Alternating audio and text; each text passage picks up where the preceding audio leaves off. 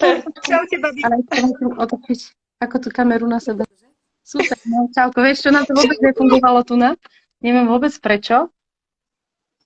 No, Sterka, povedz, ahoj, teta. Ahoj, Sterka, čau, slečna. Vieš, Ahoj, ahoj. vyspínkaná. Študuje Ja som sleduje, hovorila, kto že tam brácha, je? teta.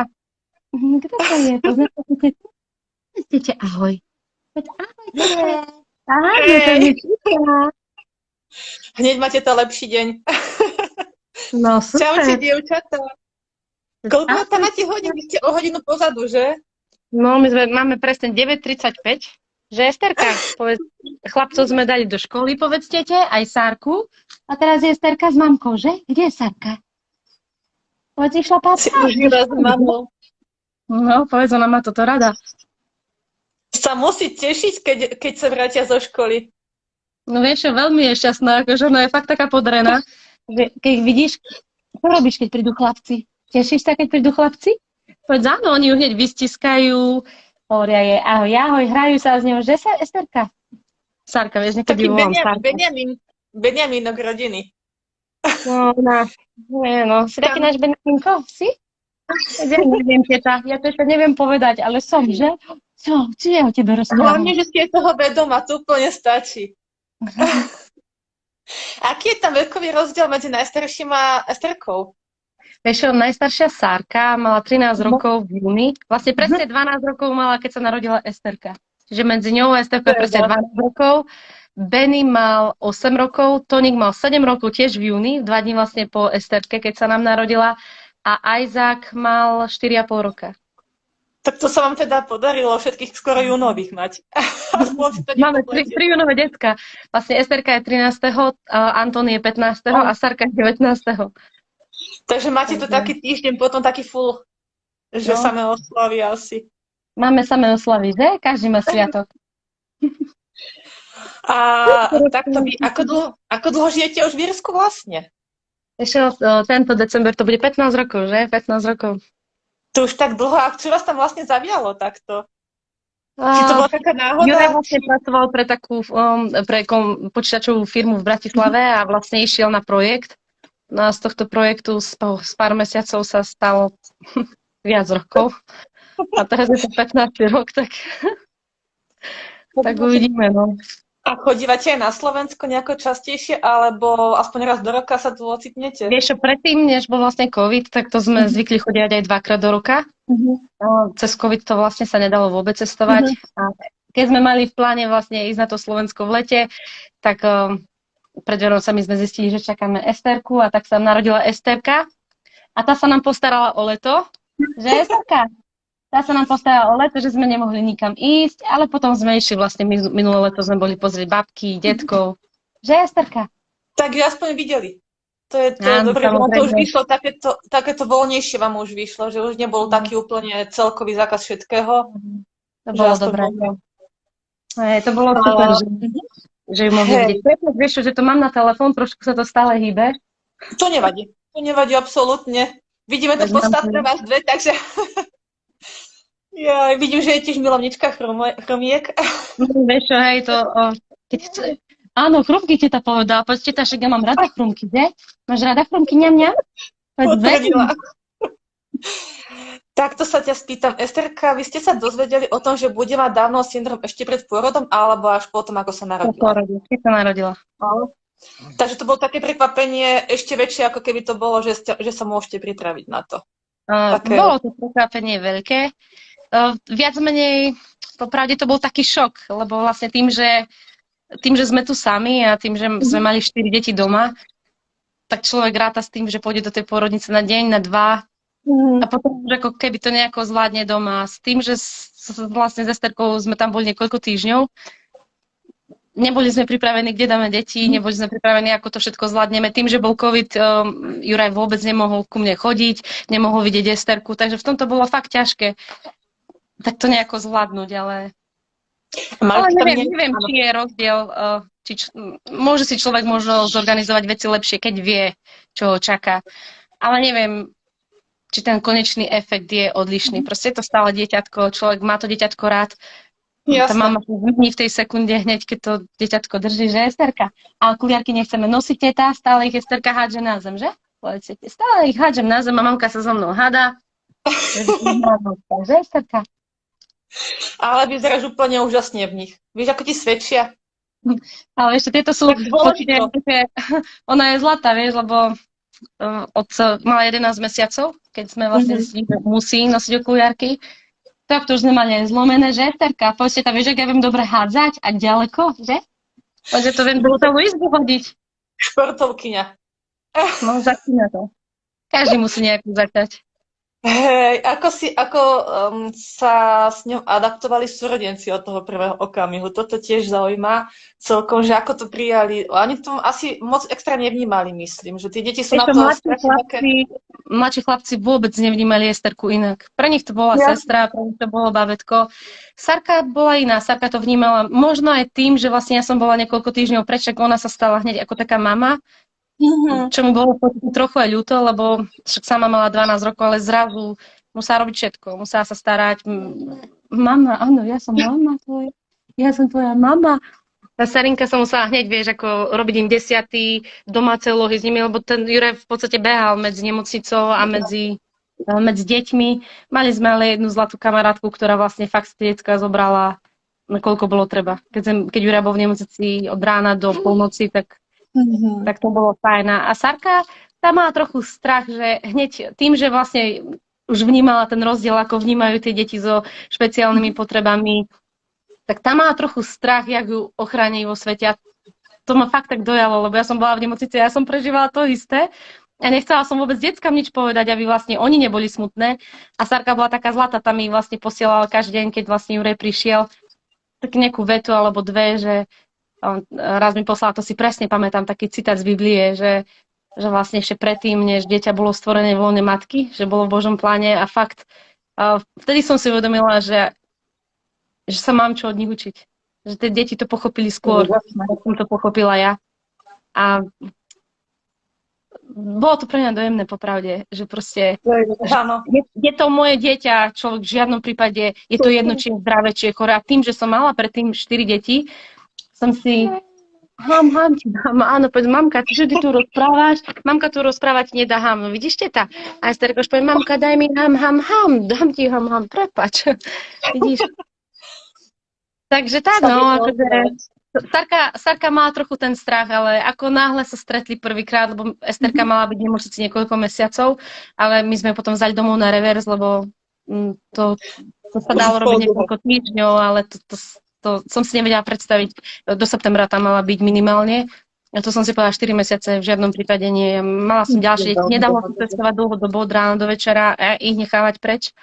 Aj pre mňa to bolo ťažké, aj pre deti to bolo ťažké. Vlastne všetko som vedela pre Esterku spraviť doma. Keby bola nejaká akutná situácia, tak človek tak či tak by išiel do tej nemocnice. Takže keď sa oni dve stretli, tak Sarka hneď bola dojatá, že? Sarinka má rada Esterku, že? Sarka teba ľúbi? Pani diplomatka, že ja som tu tiež. Áno. No po tých bratoch to muselo byť pre tú Sarku také oživenie. Áno, Sarka bola šťastná. Sarka bola veľmi šťastná, že má dievčatko, že má sestričku. Pre Sarku to je super, lebo ona si z tej Esterky robí takú modelku. Hrá sa s ňou, teše ju. Áno. Že? Sarinka sa s tebou s babikami sa hráte, že? Ako sa hráte s babikami? Dávame im čiapočky, topánky, že? Koník, sme sa hrali s koníkom včera. Áno, tam my tak hráme.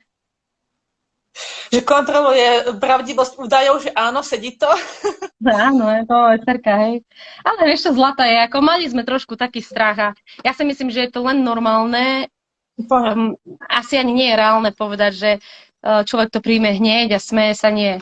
Mali sme ťažké obdobie tým, že každý nám vravel, že je pravdepodobné to, že to vôbec neprežije, hneď vlastne tú operáciu má mať. A jeden problém za druhým, to bolo akože, ja si presne pamätám, že keď som tam sedela, Juraj tam nemohol byť, lebo ten COVID, a oni na mňa jednu vec a druhú vec. Potom v istom momente som mala taký pocit, že ja vôbec nerozumiem, čo mi rozprávajú, že proste, že už mi to jedno, že to je moje dieťa. A viem, že na jednej strane ten lekár to musí povedať, lebo proste aj sami seba tým chránia. Ale je to také intenzívne pre toho rodiča. Čiže... A mala Esterka nejaké zdravotné problémy na začiatku? Objavilo sa tam niečo? Esterka sa narodila vlastne z AVSD, vlastne má dve dierky v srdiečku. Jedna bola viac ako 10 mm, druhá bola viac ako 6 mm. Mali sme šťastie na super kardiologa, lebo tomu, keď som povedala, že ono tým, keď sa Esterka narodila, bola vlastne na kyslíku, bola celý čas vlastne odo mňa preč. Ja sama som mala vlastne dosť veľké komplikácie po pôrode. V jednom momente si mysleli, že to vlastne asi ani nedám. A tak to teda už aj Jurkovi povedali, že už spravili všetko. Ale tak mala som tu byť. Potom som pár dní pri nej nemohla byť, lebo sama som bola trošku mimo. Ale keďže som trvala na tom, že chcem, aby mala materské mlieko, tak ma k nej začali púšťať, lebo najprv ma nechceli k nej pustiť, že proste nie, tam sú vlastne rizikové deti, nemôžem ísť, to som si nevedela predstaviť, tak to v žiadnom prípade, že neuvidím svoje dieťa.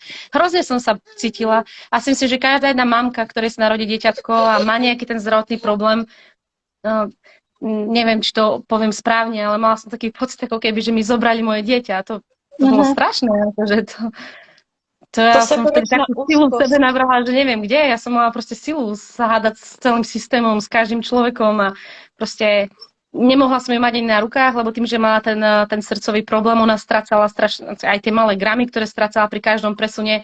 Čiže vlastne to bol tiež problém. K tomu mala potom problémy s obličkami.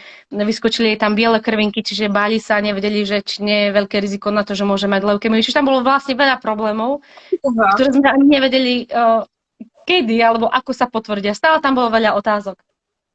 Ale vlastne potom nás presnuli do hlavnej nemocnice v Kramline, v Dubline. To je špecializovaná nemocnica na srdcové choroby pre deti. Sú tam aj iné ťažšie ochorenia, ale my sme boli vlastne na kardiológii.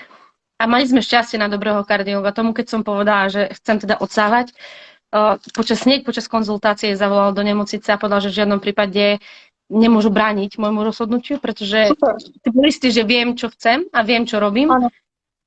Tým, že som predtým mala dojčené deti, tým, že som bola aj laktačná poradkyňa, tak som vedela, že sa to dá, možno nie tak ľahšie, lebo Serka musela byť krmená cievkou celých 6 mesiacov.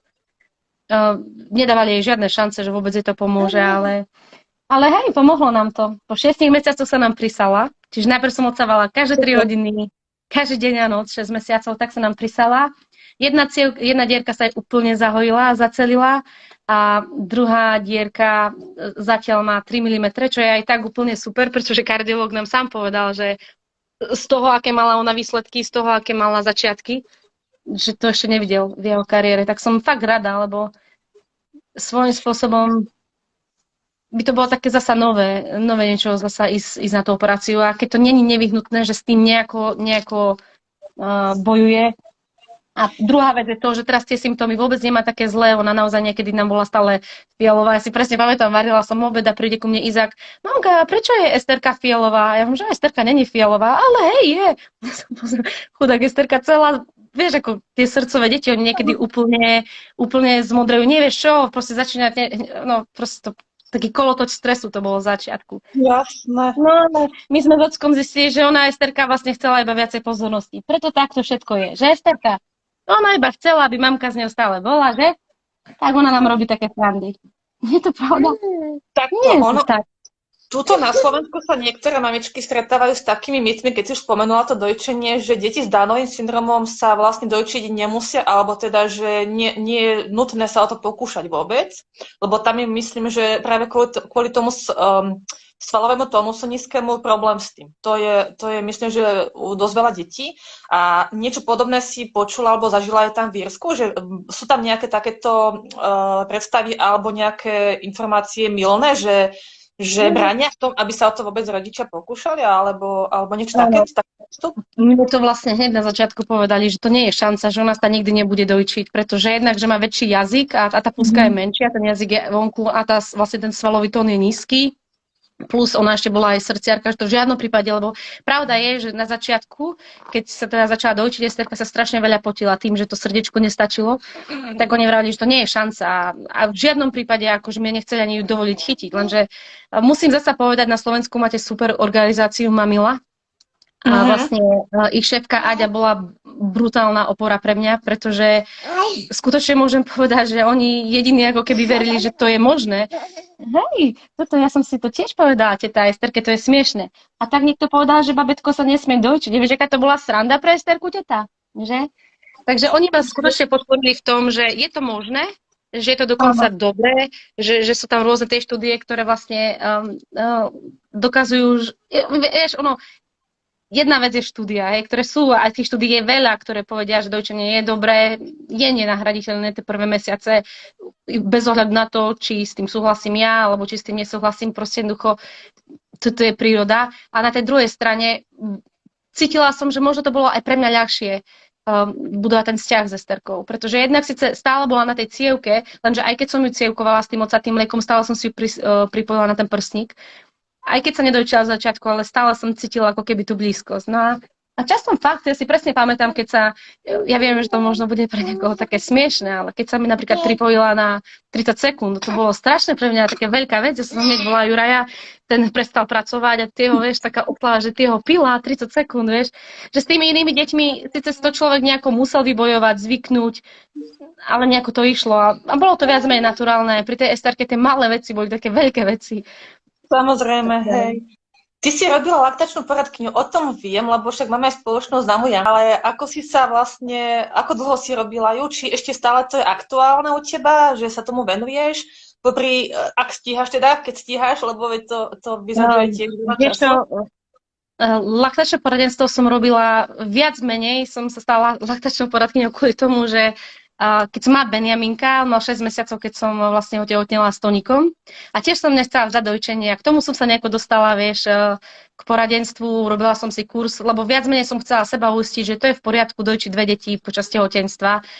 No a vlastne cez to nejako preto som si spravila ten kurz. Čiže tam som robila poradenstvo viac menej ako hobby. To nebolo ako moja hlavná práca. Ako hlavnú prácu a cez našu spoločnú kamarátku vlastne, ktorú sme nedávno zistili, že máme, to nebolo poradenstvo, to bolo vlastne v oblasti ženského zdravia a neplodnosti.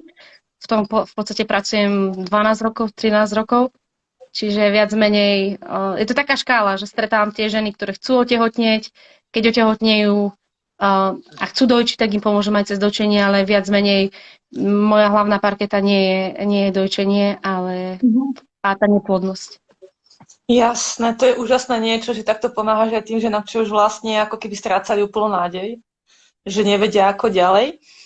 Ja sa chcem spýtať ešte takúto jednu vec, lebo môžeme si na Slovensku myslieť, že máme tú osvetu alebo ten prístup lekárov úplne na taký, by som povedala, že veľmi zaostalej úrovni a dosť rodičov sťažuje hlavne na ten prístup, aj odborníkov.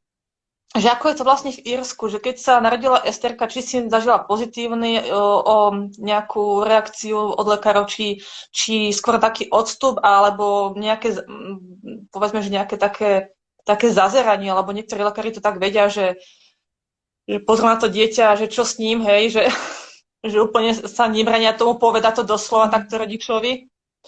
Že čo s ním chcete? Zažili sme rôzne situácie a rôzne reakcie. Pediatrička, ktorá vlastne bola hlavne zodpovedná za Esterku v nemocnici, kde sa narodila, a kardiológ boli úplne úžasní. Na moje prekvapenie boli to ľudia, ktorí mali brutálnu úctu ku nej a mňa to samú dojímalo. Zažili sme reakcie, keď sestričky nám povedali, no, že však takto sa úplne zmení život, to už nebudete mať normálny život. No a to ešte len uvidíte. A proste takéto reakcie. Mali sme reakcie, keď tiež nie pediatri, ale iní lekári sa ku Esterke správali, ako keby bola menej. A to, samozrejme, každá mama je senzitívna na to, ale v tom momente som im povedala, že nie, že máme 4 zdravé deti a nechcem, aby sa ku Esterke správali inak. Je jedno, či je dieťa zdravé alebo choré, je to stále dieťa, je to stále človek. Človek to povie, len potom tá mama zostane samozrejme zranená, čiže mali sme rôzne reakcie, ale musím povedať, že mali sme veľmi dobrú podporu. Hlavne s tými lekármi, s ktorými blízko pracujeme, hlavne kardiológ alebo tá je pediatrička, sú veľmi milí, sú veľmi úctiví. No, každý má Esterku rád, že Esterka? Každý ju má rád, lebo ona je taká zlatá. No, Ešte otázka, samozrejme, či tak je Esterka môj. má rada všetkých. Vieš, to je také, že či si neháva aj ona nejaký taký odstup od Viete, niektorých ono ľudí, to je že taká sila, že naozaj naše deti niečo cítia. A Esterka, áno, keď vycíti, že je niekto ku nej úprimný, ona je veľmi milá k ľuďom, ale všimla som si, že nie je milá ku každému. Akože niekto povie, že deti s Down syndromom, že oni sú také milé, všetkých objímajú. Vieš čo, hej, nie je to tak. Keď stretne niekoho a cíti asi tú neúprimnosť, alebo ja neviem, lebo ťažko je to posudzovať, tak sa ťahá ku mne. Nechce byť, aj hej. sa rozplače. Aj sa rozplače, takže neviem. Že mám keď Toto nejakú som, hračku, čo ti tam sweetheart? funguje v Írsku niečo také ako Centrum včasnej intervencie alebo nejaké takéto centra, čo od narodenia tých detičiek vlastne sledujú ich, alebo že sú akým poradenským centrom? Sú tu Máte tam naše niečo? centrá včasnej intervencie, len No, strašne to záleží od regiónu. Ak si v áno. regióne, napríklad hneď od nás asi 50 kilometrov ďalej, funguje úplne super. Tu, kde sme, v meste, kde žijeme my, nefunguje to takmer vôbec. Mhm. Um, Asi si možno aj všimla, ja som, keď sa nám narodila Esterka, som ako keby nevedela akceptovať to, že tie deti sú tak sa k ním stávajú, že proste ako však sú to deti s Downom syndromom, no a čo vieš, tak oni to nepotrebujú. Ja som to nevedela prijať, sťažovala som sa na to, chodila som za politikmi, dokonca som išla do jedného najznámejšieho programu tu na Vírsku, kde som vlastne sa snažila rozprávať o tom, ako to nefunguje. Že nie je Áno. možné, že tie deti, ktoré sú de facto, potrebujú tú intervenciu nevyhnutne. Napríklad ako, ja neviem, logopédia alebo Mhm. fyzioterapia, to sú tie základné veci, ktoré samozrejme človek nemusí mať každý týždeň, lebo ten rodič cvičí s dieťatkom a dneska je dostupná literatúra, tak veľa rodičov si to prečíta, pripraví sa na to. Ale sú isté veci, kedy tú pomoc potrebujeme. Neviem, ako k tomu dieťatku pristúpiť, ako mu pomôcť, ako ho správne chytiť. A to tu presne v tom našom regióne nefungovalo vôbec. A ako je to s centrami pre rodiny s Downovým syndromom, nejaké organizácie? Ja som jednu zachytila tam u vás v Írsku a ona je vlastne globálne pre celé Írsko, alebo je to len tiež, že lokálne, že geograficky, že záleží od regiónu? Máme organizáciu pre celé Írsko a takisto aj každý región má vlastnú. Mhm. Čiže vlastne máš to také centrum, kde sa organizujú veci pre rodičov, dajme tomu raz do mesiaca, alebo organizujú nejaké logopedické stretnutia. Šťastí to preplatí centrum, šťastí rodič, Mhm. keď sa dohodnú vlastne s tým terapeutom. Robia sa akcie pre rodiny, aby aj tí súrodenci videli, že nie sme sami, ktorí máme sestru s Downovým syndromom, sú to ďalšie deti.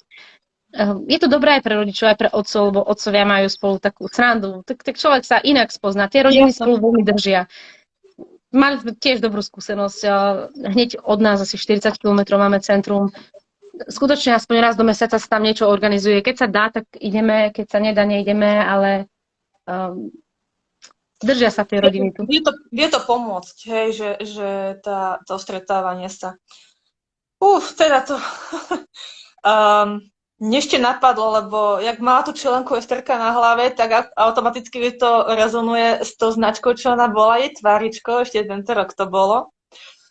Toto nie každý má doma slnečnicu, že keby si skúsila to nejako, aspoň povedať, že vlastne ako sa k tomu dostala, lebo ono je to také, že keď osloví niekto, povedzme nejaké detičky, tak ani u nás to nie je také automatické, hej, že keď už, tak sa vypisujú nejaké konkurzia, alebo ide po známostiach a túto Esterka, ako sa vlastne dostala k tomu, že sa stala tváričkou tejto značky, myslím, že Buba Colors? Buba Colors. Áno, Bula Baby. Nás vlastne oslovila aj majiteľka. No, celé to začalo tak, že ja som vlastne nepoužívala tie také sociálne médiá skoro vôbec. Mala som Facebook, ale tam som tiež veľmi neprispievala. Ale potom všetkom, po tých prvých mesiacoch, keď nám každý rozprával, ako to už je koniec sveta pre nás, že to už uvidím, ako nebudeme žiť a dokonca niektorí ľudia, že to vlastne Down syndrom je trest za neviem čo všetko. Ja som v jednom momente Jurkovi povedala, že vieš, Šuraj, ja si myslím, že my proste musíme svetu ukázať, že to nie je koniec sveta. Dobre, nie je to ľahké a človek si nebude dvíhať dve ruky hore, že áno, ja chcem byť ten, kto bude mať to dieťatko s Downovým syndromom, ale keď sa to stane, tak v poriadku, tak prispôsobíme ten život inak. Čiže vlastne to bol prvý dôvod, prečo som si povedala, že teda otvorím si ten Instagram, stále sa snažím ešte byť trošku taká opatrnejšia, čo postujem, ako postujem. A vlastne cez to sa nejako k nám dostala tá Buba Babyka, že začali nás followovať a vlastne tá majiteľka sa spýtala, či by Esterka chcela vlastne byť tvárou ich značky. Najprv som tomu ako keby pár dní som jej vôbec neodpovedala, lebo som mala toho dosť. Ale potom som si povedala, že a prečo nie? Že proste jednoducho, veď to nejde ako keby len ukázať to, že však aj ona je normálna, aj ona žije. Však vlastne ona je fakt ako každé iné dieťa. Treba to tým rodičom trošku stráviť, keď máme tie rôzne reakcie, lebo prevažne tie reakcie na Down syndrom sú negatívne. Neviem, aká skúsenosť je v podstate zo strany iných rodičov, ale prevažná reakcia je také, že ľudia sa cítia im je ľúto, čo sa vám stalo. Mnohí priatelia sa tu vzdialia, lebo zrazu nevedia, čo povedať. Sú také rôzne reakcie. Čiže vlastne na základe toho som si povedala, aj hej, mali sme síce viacej ponúk pre viacej spoločností, ale to zasa nie je moja priorita ukázať to, že chceme robiť nejaké reklamy, ale to som bola rada, že vlastne jednak tie členky boli moja slavosť aj pri Esterke, aj pri Stárke vlastne, ja som bola rada im tie členky dávať, tak to som bola rada, keď sme vlastne dohodli tú inklúziu, lebo tá majiteľka bola veľmi zlatá, akože jej sa Esterka páčila, tá vôbec neriešila Down syndrom, tá bola rada, že ju má. Je to dievčatko ako každé iné, jednoducho takto povedané. Proste 2 ručky, 1 hlava, 2 nožky, hotovo. No.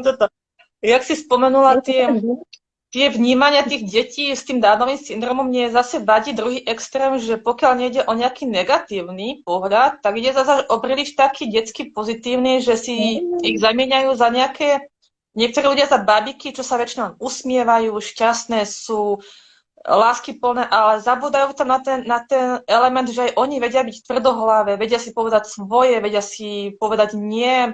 A toto sa snažíme aj my o to, aby to takto tí ľudia nebrali, lebo tam potom ide ľahko k tomu sklznutiu, k tomu využívaniu alebo zneužívaniu. A toto zase je veľký extrém, že aj keď sa stretne niekto s dospelým, ktorý má Downov syndrom, tak väčšinou nehľadí mu do očí, ale hľadí na toho, kto je s ním. A s ním komunikuj. A toto je jednoducho neakceptovateľné, lebo sú to dospelí ľudia, ako každý iný. A chceme, aby bolo s nami jednané dôstojne a na rovinu. Hej? Toto je niečo, čo mi tam veľmi chýba. Ale teraz posledná vec, čo ste teda ešte riešili vy bolo ohľadom toho opatrovateľského. A toto je veľká problematická sféra nielen u vás, ale aj u nás. Takže ja by som sa ťa spýtala, neviem, či máš nejaké informácie o tom, ako to funguje tu, ale keby si tak povedala nejaký náhľad na to, ako to vlastne funguje u rodiča alebo pestúna, teda dieťaťa, čo má špeciálne potreby, špeciálne výchovné, či tam ten štát na to vlastne či majú tí rodičia nejaký nárok na nejaké príspevky a keď tak vlastne po akú dobu, s čím to je ovplyvnené a podobne proste, lebo toto je tiež taká veľká neznáma. Ešte predtým, než vlastne budeme o tom opatrovateľsky rozprávať, presne keď si vravila, že tí ľudia s Downovým syndromom, že sa na nich trošku pozerá zvysoka, alebo že ten rešpekt tam chýba. Tu je tá spoločnosť trošku vpredu, musím povedať, že tu jednak deti sú úplne akceptované, nie je problém vôbec ich dať do školy, nie je problém ich dať na strednú školu, do normálnych stredných škôl, do normálnych základných škôl, čiže toto nie je vôbec otázka. A je úplne normálne, že tieto deti dostanú aj pracovnú pozíciu. Pokiaľ sú schopní, že vedia urobiť, že nemajú nejaké vážne zdravotné problémy, tak dostanú sa aj do pracoviska a jedná sa s nimi viac menej na seberovnej úrovni. Samozrejme, sú ľudia, sú spoločnosti, sú firmy, ktoré nebudú chcieť tých ľudí, ale všeobecne tá spoločnosť je ďalej, ako je na Slovensku. Toto je úžasné. Lebo tu napríklad na strednú školu bežno nemôžu ísť. Teda môžu akorát tak dokončiť tú povinnú školskú dochádzku do 16 rokov a ďalej buď praktická škola alebo špeciálna nejaká. Naša Stárka je vlastne na strednej škole a tam je tiež dievčatko, 2 roky od nej staršie, s Downovým syndromom a ona je úplne úžasná. Stárka mi práve minulé rozprávala, že mamka ona tak krásne rozpráva, keď hovorí o poézii, že to proste ktokoľvek to Down syndrom nemá, sa jej nevyrovná. Čiže ja si myslím, že tam je presne o tom, keď tie deti dostanú tú šancu od mala. Ak dostanú tú šancu od mala, oni chcú. Ja to fakt vidím aj na Esterke, ona tak chce za tými deckami ísť, aj keď jej to ide pomalšie, ona chce.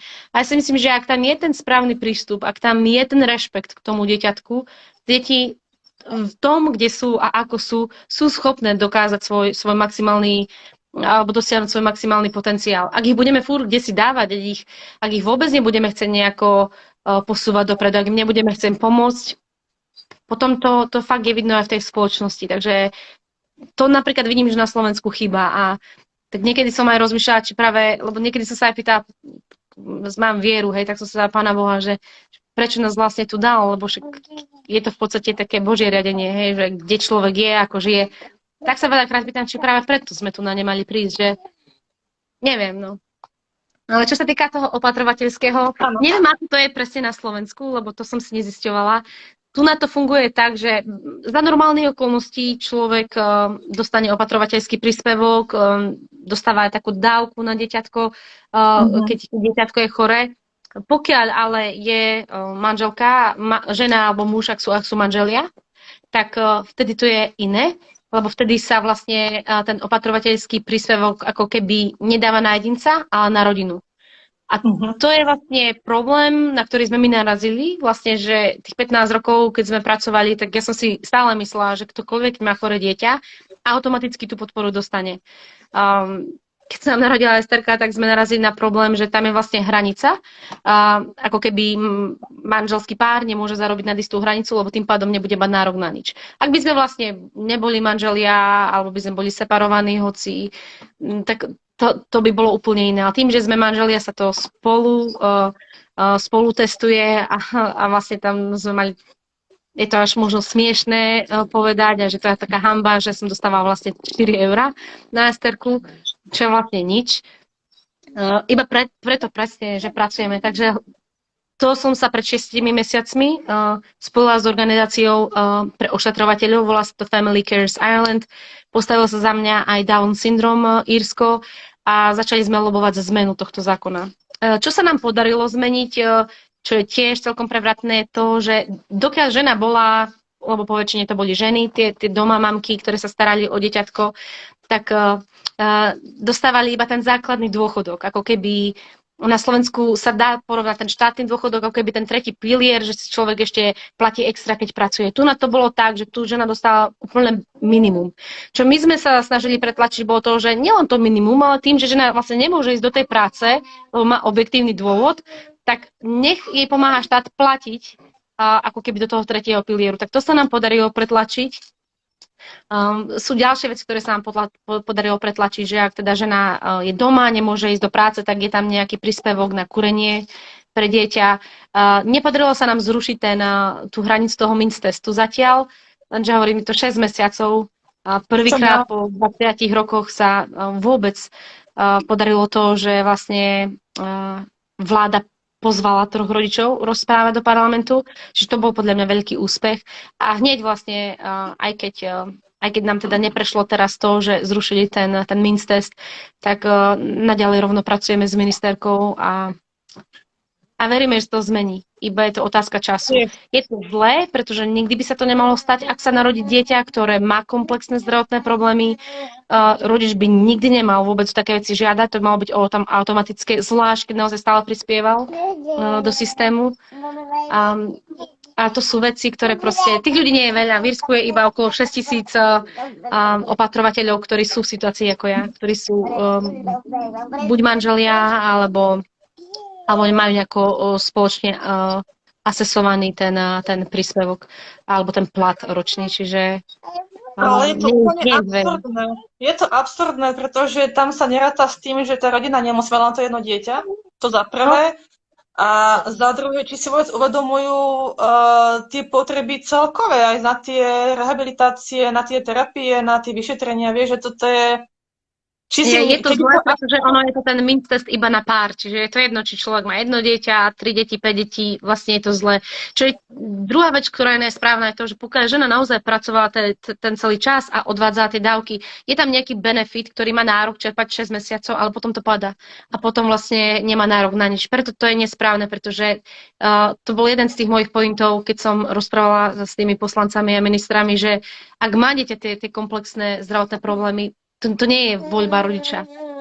Rodič musí ísť na tie terapie, musí ísť na ten appointment do nemocnice. napríklad Esterko, len tento týždeň my máme vlastne 3 stretnutia, hej. Zajtra máme krčné, včera sme mali nejaké vyšetrenie, v piatok máme čo ďalšie. Čiže vlastne to už len to, stále ten benzín, stále niekam ísť. Ja to viem celkom realisticky, bez emócií porovnať, aké to je a aké sú tie výdavky, keď som mala deti, ktoré nemali tie špeciálne potreby. Že naozaj je to taká trošku ignorácia, by som povedala. A verím, že sa to zmení. No dúfam, že im to nejako dopne. Že teda tá realita je úplne iná, ako oni vidia zo svojho pohľadu, čo nemajú doma.